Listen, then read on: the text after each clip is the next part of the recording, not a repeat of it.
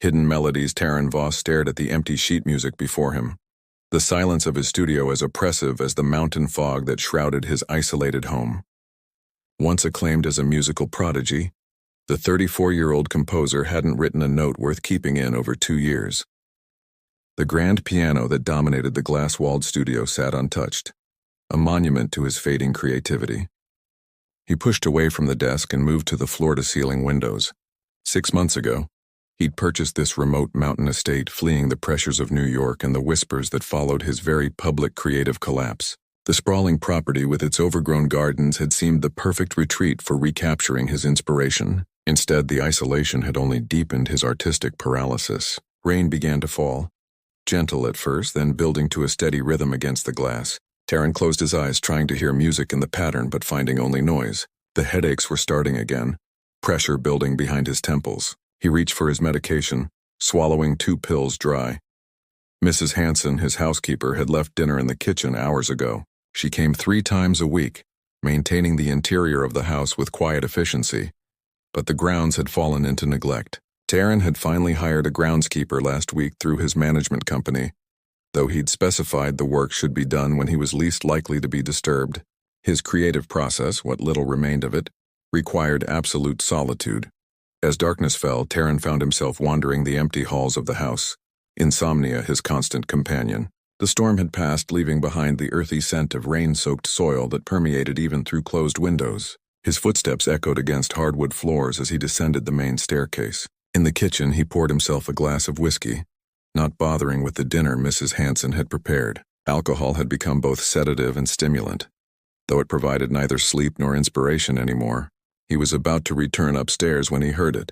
So faint at first he thought he'd imagined it, a voice singing somewhere outside in his gardens. Taran froze, glass halfway to his lips. The melody was like nothing he'd ever heard before, notes bending in ways that seemed impossible for a human voice. The language was unfamiliar, with rhythmic patterns that defied conventional musical structure, yet carried unmistakable emotion. Moving silently through the darkened house, Taran followed the voice to the library, where French doors opened onto a stone patio overlooking the eastern gardens. Through the glass, illuminated only by moonlight breaking through scattered clouds, he saw a slender figure moving among the overgrown hedges. The groundskeeper, he realized, working at night as he'd requested. But the contract had mentioned a day shift adjustment, not night work, and certainly nothing about singing. Taran cracked the door open slightly, careful not to make a sound. The voice grew clearer, hauntingly beautiful with a quality that made his skin prickle. High notes shimmered like crystal, while lower passages resonated with unexpected depth. Whoever this was possessed extraordinary vocal control. The figure moved deeper into the gardens, partially obscured by shadow and foliage. Taran could make out only a slight form wearing dark clothes, head covered by what appeared to be a hooded jacket despite the mild night. For the first time in years, Taran felt something stir within him, a compulsion to capture sound, to translate what he heard into notation. Without thinking, he rushed back to his studio, the whiskey forgotten, and began scribbling notes frantically on the blank page. The melody flowing from the garden had awakened something he thought dead. His fingers trembled as he worked, afraid that if he stopped, the inspiration would vanish like morning mist. Dawn found Taran still at his desk, surrounded by sheets of music, the first movement of a composition taking shape. Outside, the garden had fallen silent, the mysterious singer gone. But in Taran's mind, the otherworldly melody continued to resonate, demanding to be completed. He needed to know who had brought music back into his silent world. Nocturnal harmony. For 3 nights, Taran waited for the voice to return. He adjusted his sleeping schedule, forcing himself to rest during the day so he could remain alert through the night. The melody he'd heard had unlocked something inside him. He'd composed more in the past 72 hours than in the previous 2 years. On the 4th night, as moonlight spilled across the overgrown garden labyrinth, the singing began again. This time Taran was prepared. He moved silently through the house, to the small gardener's shed where the property's security monitors displayed, feeds from cameras scattered throughout the grounds. At the night vision screen showed a figure moving among the roses, carefully pruning dead growth while singing in that impossible voice. Taran adjusted the camera angle, trying to get a clearer view. The groundskeeper wore a wide-brimmed hat and long sleeves despite the warm summer night, face always angled away from the cameras. "Who are you?" Taran whispered to the screen. The next morning, He finally examined the employment paperwork his manager had sent over. The new groundskeeper's name was listed simply as Neela, with minimal personal information. No address, just a post office box. No references. No employment history. Mrs. Hanson, Taryn called to his housekeeper as she prepared to leave that afternoon. Have you met the new groundskeeper? The older woman paused, adjusting her handbag. Only briefly when she first arrived. Quiet thing but polite. Works odd hours, says she has a skin condition that makes sunlight uncomfortable. A skin condition? Taryn repeated, his interest piqued. Some kind of severe photosensitivity, I gather. Poor dear wears those special gloves and wide hats, keeps herself all covered up. But the gardens are looking better already, don't you think? Taryn hadn't noticed, but now that Mrs. Hanson mentioned it, order was indeed emerging from chaos in the grounds. Beds that had been choked with weeds were now neatly tended, pathways cleared, roses pruned. When does she come? He asked. Arrives after sunset, leaves before dawn. Just as you requested, minimal disturbance. Mrs. Hanson gave him a knowing look. Though I'm surprised you noticed anyone was here at all. Locked away in your studio as you've been. That night, Taryn left a note pinned to the garden shed door. Your singing inspired me. Would you share the song's origin? He signed it simply with his initial. When he checked the next morning, the note was gone. In its place was a small envelope containing a pressed flower he didn't recognize, star-shaped with unusual markings, and a note in elegant handwriting. The song belongs to a place you cannot go, but I'm glad it brought you inspiration. Over the next week, a strange communication developed. Taryn would leave notes, sometimes with fragments of the music he was composing based on Neela's song. She would respond with cryptic messages and occasionally small tokens, unusual stones, seeds he'd never seen before. Once a small sketch of constellations arranged in an unfamiliar pattern. Never once did their paths cross directly. Taryn found himself enchanted by this mysterious exchange, his creativity flourishing in response to the enigma. The composition growing on his piano was unlike anything he'd written before. Haunting, complex with harmonies that seemed to exist between conventional notes. One night, unable to contain his curiosity any longer, Taryn deliberately walked into the garden while Neela was working. He heard movement among the hedges, then silence. The singing stopped abruptly. Please don't leave, he called out softly. I just wanted to thank you in person. Silence stretched between them. Then from behind a tall hedge, you should be sleeping. Her speaking voice carried the same musical quality as her singing, with an accent he couldn't place. Vowels elongated, consonants softened. I haven't slept properly in years, Taryn admitted. But your songs, they've brought something back to me. A pause. I'm glad. Her voice moved slightly as if she were shifting position. Your music is known even where I come from. And where is that? He asked, another long pause. Far away, somewhere very different. Taryn stepped forward, trying to see around the hedge, but she moved away, maintaining the barrier between them. Why won't you let me see you? He asked. It's better this way, she replied softly. Some differences are too difficult to accept. The conversation ended when clouds covered the moon, plunging the garden into darkness. By the time Taryn found the garden lights, Neela had vanished, leaving only freshly turned earth in a flower bed as evidence she had been there at all. That night, Taryn dreamed of stars arranged in unfamiliar patterns and woke with a melody in his mind that seemed to have originated somewhere beyond his own imagination. Daylight crescendo. 2 weeks into their strange relationship, Taryn made a decision. If Neela wouldn't meet him directly, he would create a space where she might feel comfortable. He instructed Mrs. Hanson to prepare the garden conservatory, a glass-walled room attached to the main house that had fallen into disuse. Workers arrived to clean the space, repair broken glass panels, and tune the baby grand piano that had been gathering dust inside. Taryn supervised every detail, ensuring the lighting could be dimmed to near darkness. He filled the room with lush plants, creating small private alcoves within the space. When everything was ready, he left a note for Neela. The conservatory is yours to use whenever you wish. I've left some music I've been working on, your song reimagined. Perhaps someday we might play together. For 3 nights, the conservatory remained untouched. Then on the 4th night, Taryn awoke to the sound of his composition being played on the piano, but with variations that elevated it beyond what he had written. He moved silently through the house until he reached the darkened hallway outside the conservatory. Through the glass doors, illuminated only by moonlight filtering through the ceiling, he could see a figure at the piano. Neela had removed her wide-brimmed hat, revealing hair that seemed to shimmer with an iridescent quality even in the dim light. Her back was to him as her fingers moved across the keys with fluid grace. Taryn watched, mesmerized, until she reached a passage he'd been struggling with. Without thinking, he pushed open the door.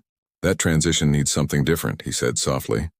Neela's hands froze on the keys, but she didn't turn around. "I thought you might be listening," she said, her voice barely audible. "May I?" Taryn asked, gesturing toward the piano, though she couldn't see the movement.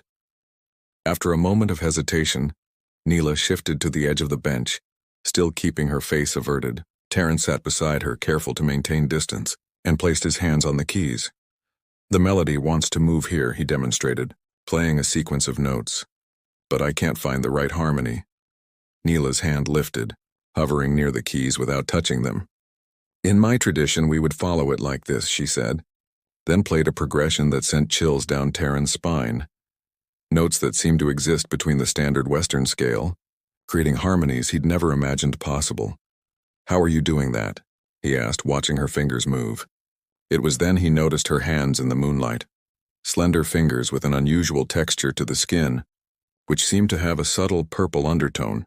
She must have sensed his observation because she quickly pulled her hands back, tucking them into the sleeves of her jacket. "I should go," she whispered. "Please don't," Taryn said. "Your hands, they're beautiful. Different, but beautiful." Neela was silent for a long moment. "You don't find them strange?" "I find them fascinating," Taryn replied honestly. "Like your voice, like your music. Different doesn't mean wrong." Slowly, Neela turned to face him, though she kept her head lowered. In the dim light, Taryn could see that what he had, taken for unusual makeup or a trick of shadow, was actually her skin, a delicate lavender hue that seemed to contain subtle patterns shifting beneath the surface. "You're not from around here at all, are you?" Taryn asked softly. Neela's eyes finally met his. Iris is the color of twilight with pupils shaped like elongated diamonds. "No," she whispered. "I am not." Taryn should have been shocked, frightened even. Instead, he felt only wonder and a strange sense of recognition, as if he'd been waiting his entire life to discover that the universe was larger and more extraordinary than anyone had told him. "Will you play with me?" he asked simply, his hands returning to the keys. After a heartbeat of hesitation, Neela nodded, and together they began to create music that belonged to neither of their worlds, but somehow to both. Dissonant revelation. The weeks that followed were the most creatively fulfilling of Taryn's life. Each night he and Neela would meet in the conservatory, composing together as she gradually shared more about herself. Her homeworld orbited a star with different light properties than Earth's sun, she explained, which was why direct sunlight caused her pain. Her people communicated partially through musical tones, making their language almost impossible for humans to reproduce completely.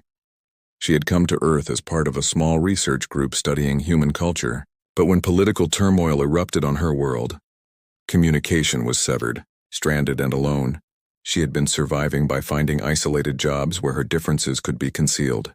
"How long have you been here?" Taryn asked one night as they sat side by side on the piano bench. 3 Earth years, Neela replied, her fingers tracing patterns on the keys without pressing them. "My people measure time differently, but it has felt long." "Are there others like you still here?" Neela shook her head. "The others found a way to send a signal. They were retrieved. I was working in a different location that day." Her voice dropped. "I was left behind." The vulnerability in her admission stirred something protective in Taryn. He reached for her hand, interlacing his fingers with hers. Tan skin against lavender.